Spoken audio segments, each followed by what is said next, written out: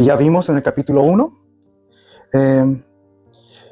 Y vamos a recordar también algunas cosas esenciales que presenté en el primer capítulo.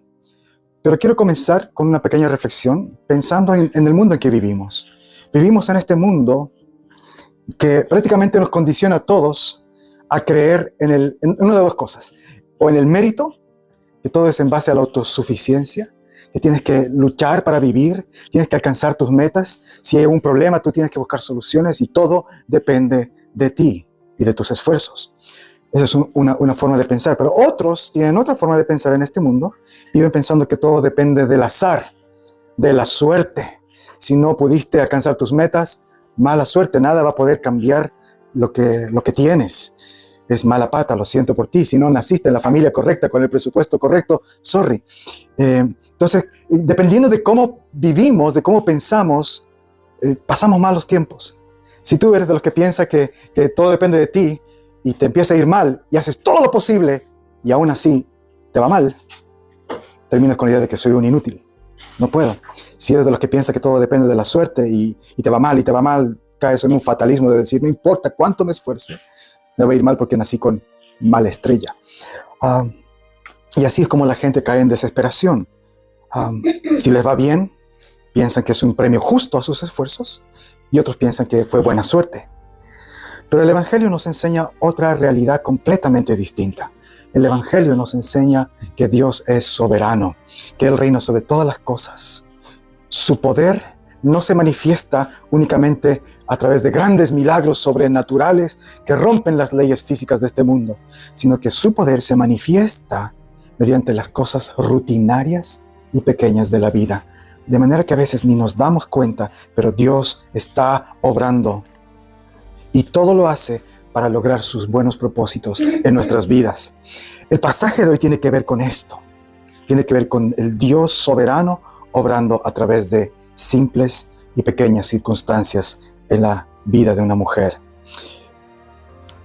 Así que nos preparamos para adentrarnos a este capítulo, pero antes les pido que me acompañen en una oración.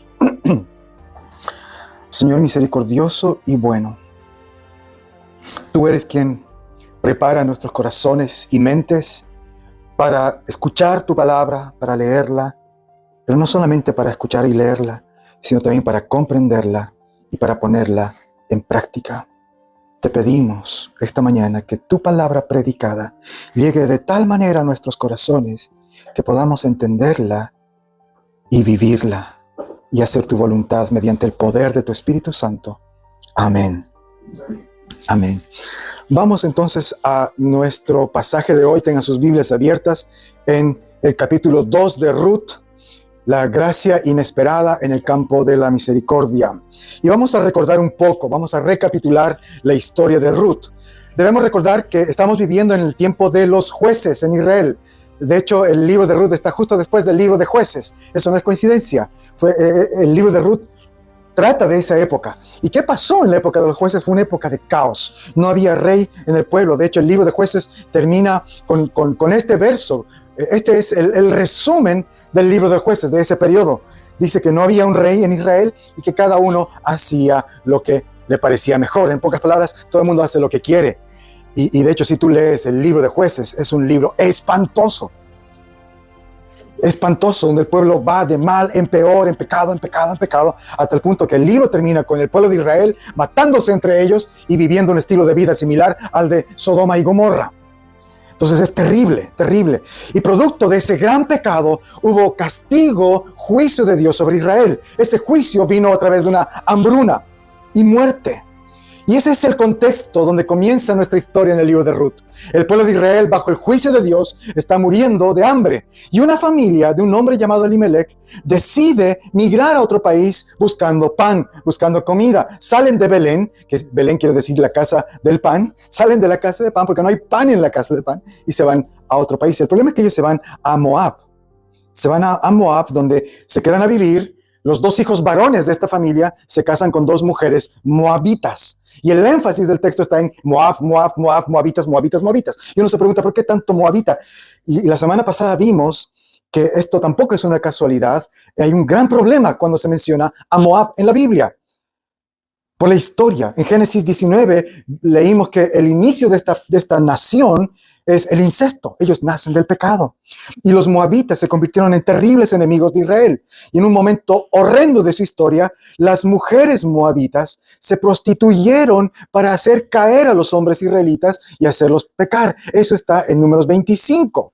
Entonces, la historia está plagada de este pecado de Moab. Es un pueblo nacido del pecado, concebido del pecado y que practica el pecado. Y especialmente en la historia de Israel, las mujeres moabitas fueron la causa de gran mortandad y la causa de tentación para el pueblo de Israel. Entonces, cuando dice que Elimelech llevó a su familia a vivir a Moab y que sus 2 hijos se casaron con moabitas, no es algo bueno, no es una nota positiva. No fue la decisión más sabia. Y esta historia termina trágicamente para esta familia. ¿Por qué? Porque este hombre, Elimelech, muere y sus 2 hijos que se casaron con los moabitas también mueren. Y queda la esposa, Noemí, viuda, junto a las 2 nueras, también viudas. Eso es lo que vimos la semana pasada, en el capítulo 1. Noemí les dice a las 2 jóvenes viudas que estaría mejor que ellas se regresen a su pueblo, a su casa, a sus padres, a su familia. ¿Por qué? Porque ella es una viuda vieja, anciana, no tiene nada que ofrecerles. Si se quedan con ella, van a sufrir. Además, que Noemí está regresando a Belén y Noemí sabe que las moabitas no van a ser bien recibidas en Belén por la historia que tiene el pueblo de Israel con los moabitas. Así que les dice a sus 2 nueras, a quienes ella amaba, devuélvanse, hijas mías, devuélvanse, van a estar mejor con sus padres, con sus dioses, con su pueblo, no conmigo. Una de ellas le hace caso y se devuelve a su tierra. Pero la otra, que se llama Ruth, que es la protagonista de este libro, decide quedarse con su suegra. Ruth renuncia a su propio bienestar, a su familia, a su pueblo, a sus dioses, y se compromete a estar junto a Noemí hasta el final. Y le dice estas palabras que son tan maravillosas en el libro de Ruth. No me separaré de ti, solo la muerte me podrá separar de ti. Así las 2 viudas llegan a Belén en absoluta necesidad y vulnerabilidad, y llegando, Noemí grita, no me llamen Noemí. Mi nombre significa placentera, dulce, pero no me siento dulce, no me siento placentera, me siento llena de amargura. Llámenme Mara, me cambio de nombre. Mara significa amarga. Así termina el capítulo 1, con esta pobre mujer amargada, reconociendo que es el Señor quien le ha golpeado. Eso es lo que dice Noemí al final del capítulo 1. El Señor me ha hecho volver con las manos vacías. Salí de aquí con esposo, con 2 hijos, con una promesa, y regreso con las manos vacías, con una nuera que más encima es moabita. Estoy llena de amargura. Así termina el capítulo 1. Y comienza el capítulo 2. La gran pregunta es, ¿qué va a pasar con estas 2 mujeres? Y mira en tu Biblia el verso 1. El verso 1 ya comienza con una nota positiva. Porque el verso 1 dice que allá en Belén hay algo que les espera. Hay 3 cosas. 3 cosas. Surge un nuevo personaje y se dice 3 cosas de este nuevo personaje. 1, su nombre es Boaz. El nombre de este personaje es Boaz. Lo segundo que se nos informa de este hombre es que es pariente de Elimelech, el marido de Noemí. Es su familiar. Y tercero, es un hombre muy rico. Rico, de hecho, la palabra rico aquí habla más que alguien que tiene mucho dinero. Sí, significa alguien que tiene mucho dinero, pero habla más de alguien que es también influyente, alguien que es importante. Entonces, no solamente es alguien que tiene mucho dinero, sino que es alguien que tiene una posición muy importante en la sociedad donde vive. Un hombre muy importante y rico. Entonces, el capítulo 2 empieza con una nota un poco más positiva, como terminó el capítulo 1. Surge un nuevo personaje. Y es muy interesante que comience con este nuevo personaje, Boaz, el pariente rico. Pero el detalle más importante que a mí me llama la atención de Boaz, que no lo dice el verso 1, pero que el texto lo presenta de una forma tan maravillosa, cuando él habla por primera vez. ¿Te has dado cuenta cómo habla Boaz? ¿Qué es lo primero que él dice? En el verso 4, él llega al campo donde están sus trabajadores y ¿cómo los saluda? Los saluda en el nombre del Señor. Y ojo, aquí él está usando el nombre personal de Dios. No pocos israelitas harían eso. Lo que nos está diciendo es que este es un hombre que tiene temor a Dios, que conoce a Dios, que conoce a Dios. Entonces, no solamente Boaz es alguien importante en la sociedad, un ricachón, él es un hombre temeroso de Dios. Es alguien que tiene una relación con Dios. ¿Qué manera más prometedora de comenzar este segundo capítulo? Y así es como comienza el capítulo, presentando a este hombre llamado Boaz. Pero en el versículo 2 volvemos a nuestras protagonistas. Un día Ruth le dice a Noemí, déjame ir al campo a recoger espigas. La iniciativa la toma Ruth. Ella toma la acción. Noemí le da su permiso, pero ella no acompaña a su nuera a recoger espigas. Probablemente Noemí sigue amargada, sigue llena de tristeza, los síntomas clásicos de una depresión, no quiere salir, no quiere interactuar con nadie. Noemí está todavía amargada. Pero Ruth, la moabita, la extranjera, toma la acción y ella decide ir a buscar comida, sustento. Y Ruth dice, quiero ir a espigar. Y aquí tengo que aclarar algo también que es importante. ¿A qué se está refiriendo Ruth? ¿Qué quiere decir espigar? Espigar es un término que hace referencia a una ley de Israel. La ley de Dios ordenaba específicamente a los dueños de los campos a que no cosechen, no recojan todo lo que habían sembrado. Los dueños de los campos no debían ser demasiado concienzudos y minuciosos para recoger los alimentos. Por ejemplo, cuando se cosechaban aceitunas de los árboles de olivo, por ley de Dios, por ley, ellos no debían sacudir el árbol con demasiada fuerza. ¿Por qué? Porque se esperaba que quede algo de aceitunas en el árbol para los necesitados. Y eso está en el pasaje que lo tengo aquí adelante, Deuteronomio 24:20. No sacudas demasiado fuerte los olivos. ¿Te imaginas una ley que por ley te digan, no coseches todo? Y lo mismo debían hacer en los campos sembrados. Por ley, ellos no debían cosechar hasta el último rincón del trigo, sino que debían a propósito dejar partes sin cosechar para los pobres. De hecho, la ley decía que si en algún momento al estar cosechando te olvidas un manojo de trigo, por ley estaban prohibidos a devolverse a recoger ese manojo de trigo que se habían olvidado, sino que debían dejarlo. ¿Botado? No botado, para los pobres. A esta práctica de no recoger todo y permitir que los pobres y los necesitados puedan ir y ellos recoger, esa práctica se la conocía como espigar. Espigar. Entonces no se trata solamente de sobras para los pobres, sino que por ley ellos debían dejar parte de su buena cosecha, de sus mejores productos, para los pobres. Los israelitas debían asegurarse de no cosechar todo. Ahora yo les pregunto, ¿ustedes creen que todos los israelitas fueron fieles en cumplir estas leyes? Conociendo nuestra naturaleza humana, ¿cuál es nuestra tendencia? Si tenemos una buena cosecha, recogemos todo, ¿no es cierto? Si tenemos buenos ingresos, me lo recojo todo para mí, especialmente después de un tiempo de hambruna. Entonces, cuando Ruth dice, quiero salir a espigar, hay que entender el contexto. Después de un tiempo de hambruna, siendo moabita, en un país lleno de israelitas, en un periodo donde el pueblo está desobedeciendo constantemente la ley de Dios. ¿Qué esperanzas tenía Ruth? ¿Qué esperanzas reales en este mundo real tenía Ruth de conseguir algo de comida? Muy pocas. Imagínate a Ruth caminando por el campo, viendo dónde voy, a cuál de estos campos me meto a buscar si hay espigas botadas en el piso o espigas que no han sido cosechadas. ¿Dónde estos trabajadores tienen buena pinta? Estos se ven medio malos. Aquí, por sobre todo este sector. No, mentira. Por ahí me pegan, por ahí me maltratan. Los de este lado se ven más buena gente, voy a ir a espigar con ellos. Ella era extranjera. Y, ojo, no cualquier extranjera. Era una moabita. Una moabita. Y si no te acuerdas, el pasaje que vimos la semana pasada, esto es lo que Dios había dicho acerca de los moabitas en Deuteronomio 23.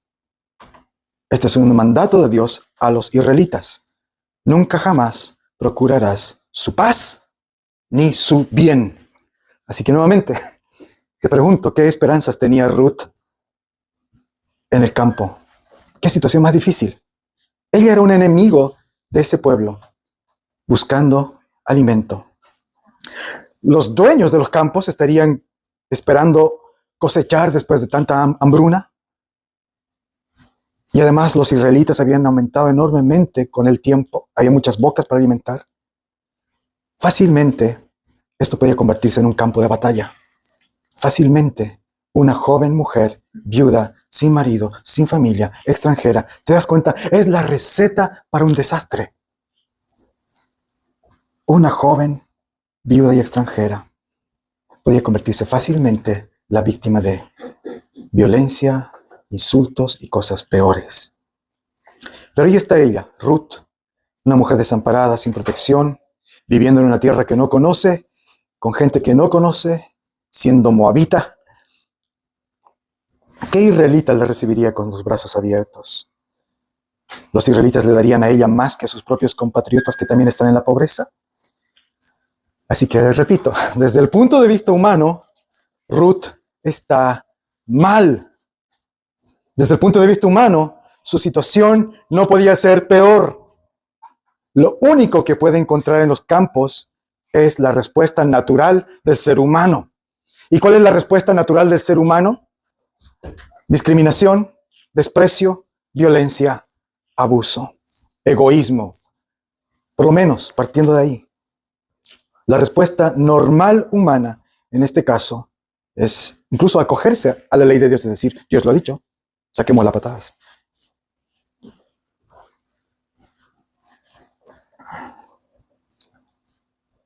Era tan real este dilema, que de hecho se ve en el capítulo, en el verso 9, el mismo Boaz está preocupado, se asusta de que esta joven esté sola, se preocupa porque la puede maltratar. Y en el verso 22, Noemí también expresa preocupación por su bienestar. Realmente, Ruth, siendo quien es, siendo moabita, solo puede esperar maltrato y rechazo y desprecio. Lo que me asombra es que eso no la detiene. Ella sale sabiendo que puede ser despreciada. Gracias a Dios, nosotros que hemos leído el capítulo, sabemos que no fue desprecio, ni rechazo, ni maltrato lo que encontró Ruth. En el verso 3 vemos que ella empezó a espigar en el campo. Me llama mucho la atención aquí estas palabras. Resultó que aquella parte del campo dice. Estas palabras que se han traducido en esta versión como resultó que, de hecho se pueden traducir de forma literal de la siguiente manera. Dio la suerte que ese campo era de Boaz. En otras palabras, es como si el autor estuviera diciendo, por suerte, para Ruth, ese campo donde ella llegó, le pertenecía a Boaz, su pariente. Ahora, nosotros sabemos que no existe tal cosa como la suerte, ¿no es cierto? Lo que está haciendo aquí el texto está poniendo esta fuerza en el relato. Lo que nos está haciendo sentir el texto, el autor, es que todo parece casualidad, todo parece cuestión de suerte. De todos los campos, Ruth llega, por suerte, al campo de Boaz.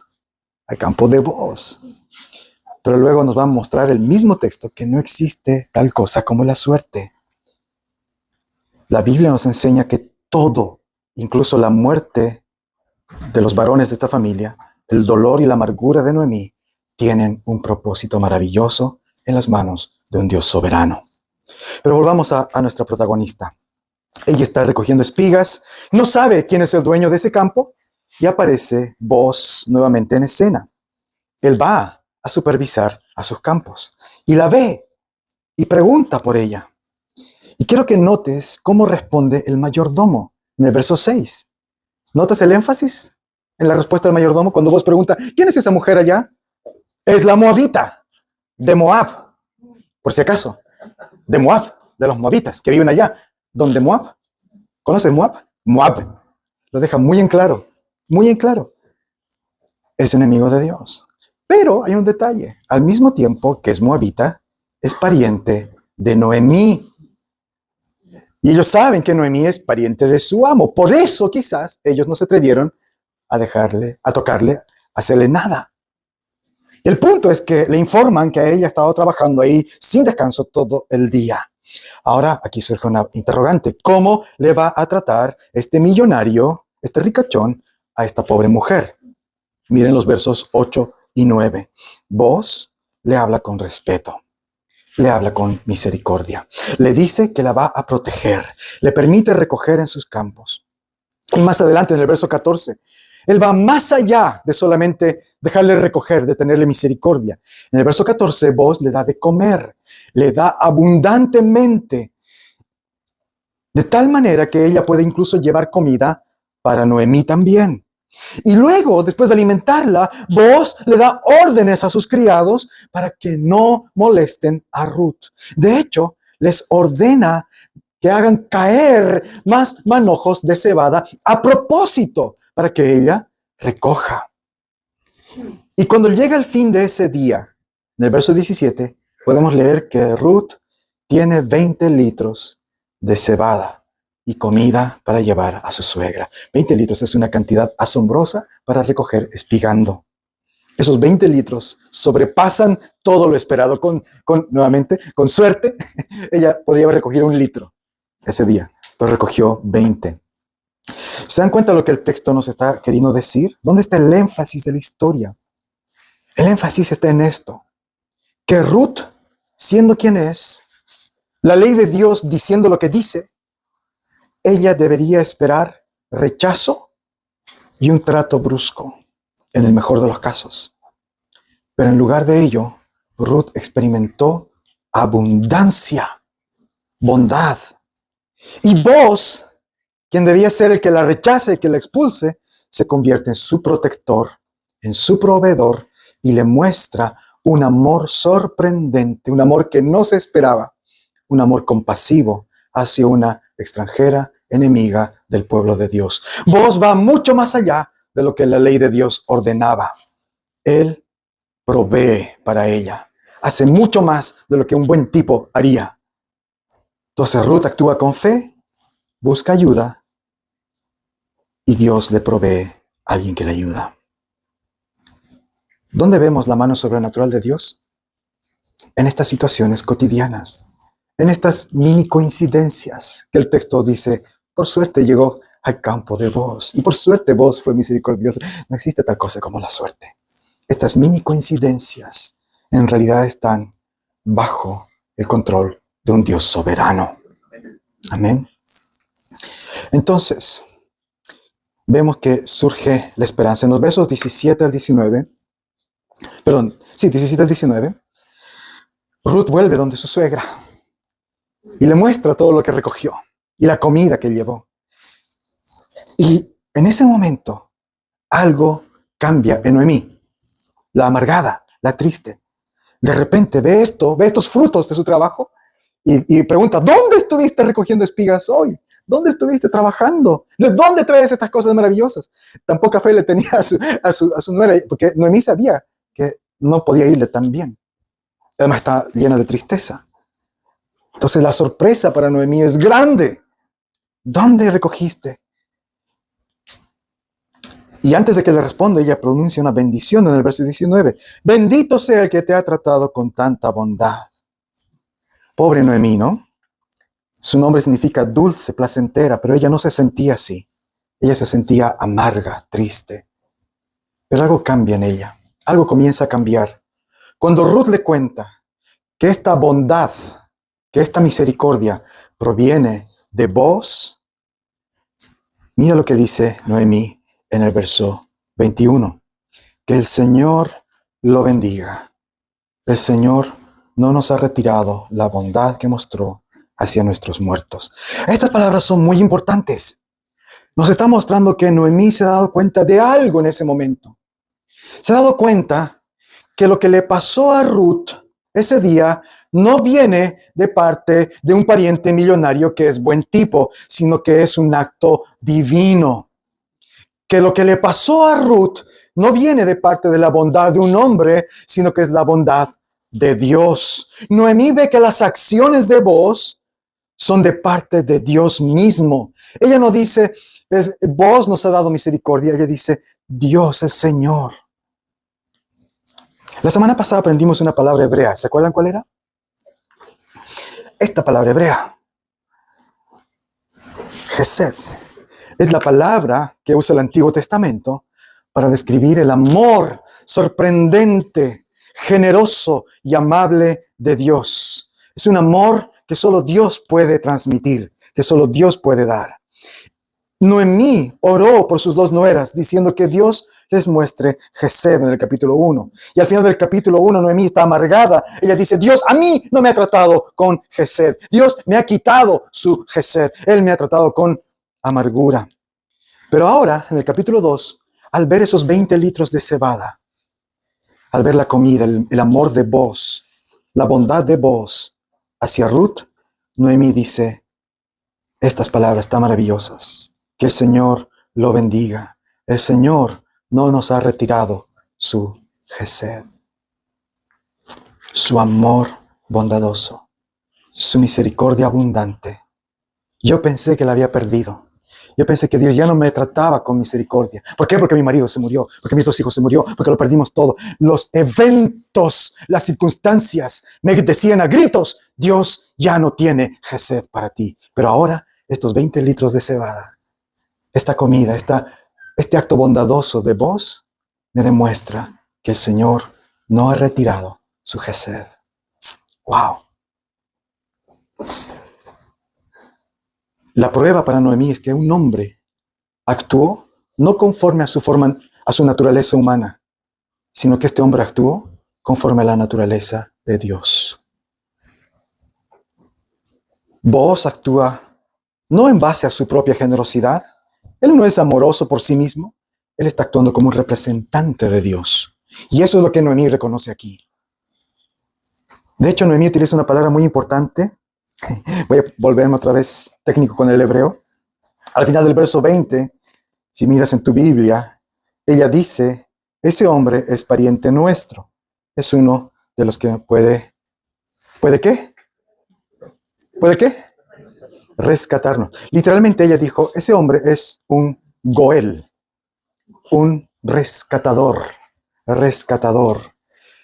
Y esto es igual a otra cosa que tiene que ver con la ley de Dios. En el Antiguo Testamento, Dios definió que alguien podría convertirse en rescatador, en un Goel, cuando un familiar cercano perdió sus dineros, sus derechos, o cuando era esclavo, alguien podía, por ejemplo, si un israelita caía en la pobreza, un familiar suyo podía ir y pagar en nombre de este israelita toda su deuda. Y ese familiar que pagaba toda la deuda se convertía en rescatador. Era el título oficial. Él se presentaba y decía, yo voy a ser el Goel de Martín. Martín está en la quiebra, no tiene plata, yo voy a pagar su deuda. Cuando alguien era esclavo y no podía, ni siquiera por medio de su trabajo, pagar sus deudas, de igual manera, un familiar podía convertirse en su Goel, en su rescatador. Y decir, yo voy a pagar sus deudas, libérenlo, ya no será más esclavo. Y había otra situación más en las cuales un israelita podía convertirse en Goel. Cuando una mujer había quedado viuda sin descendencia. El israelita, pariente cercano, podía casarse con ella y rescatar el patrimonio de su difunto marido y ser su Goel. Entonces, lo que Noemí está diciendo es eso. Vos es nuestro redentor, nuestro rescatador. Él puede rescatarnos de la situación que estamos. Qué interesante. La historia se pone muy interesante.